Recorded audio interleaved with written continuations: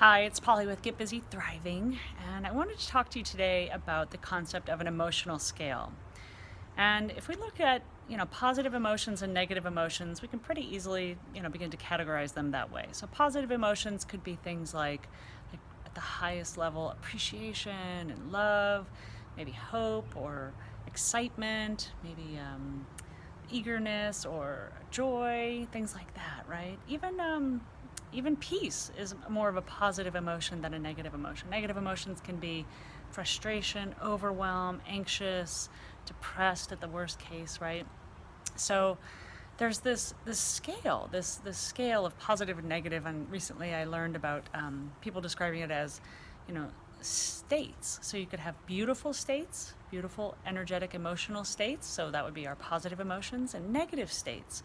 So suffering states, you might say. So beautiful or suffering states. And we're in one or the other, and we move back and forth throughout this emotional scale all day long. Women, I would say, we move through it constantly throughout the day.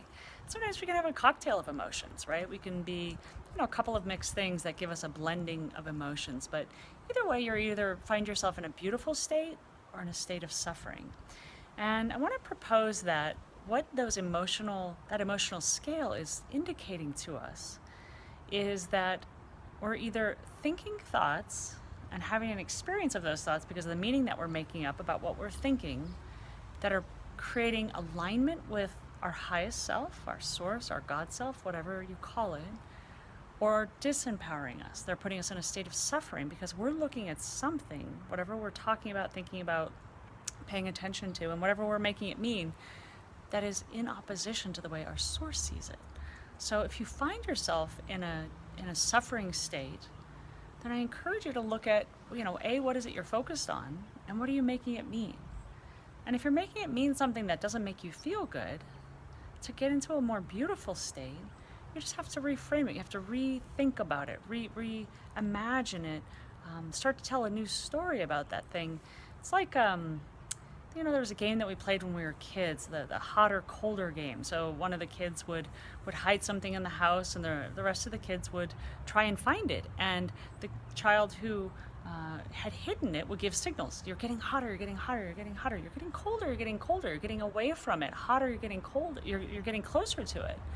So the emotional scale can be played just the same way. So when we're in a suffering state and we want to feel better, we can start to play with the thoughts that we have about that thing that we're focused on and start to tweak them until they start to feel better.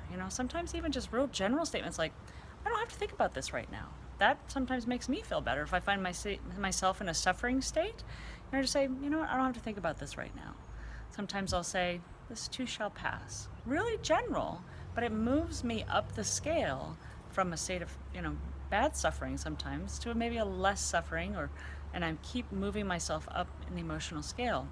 So, and it shows up in all areas of our life. So wherever you're finding yourself in a less than beautiful state, just stop and say, what am I focused on?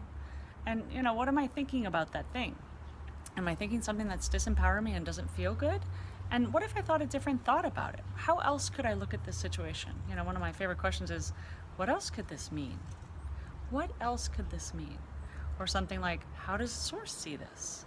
Just another way of stepping back from the situation and evaluating it from a perspective of, my sole intention is to feel good. If I find myself in a suffering state, I've caused it. I've put myself there. Whatever it's, someone walks into your environment and says something, even though, it looks like, well, they put me in this suffering state.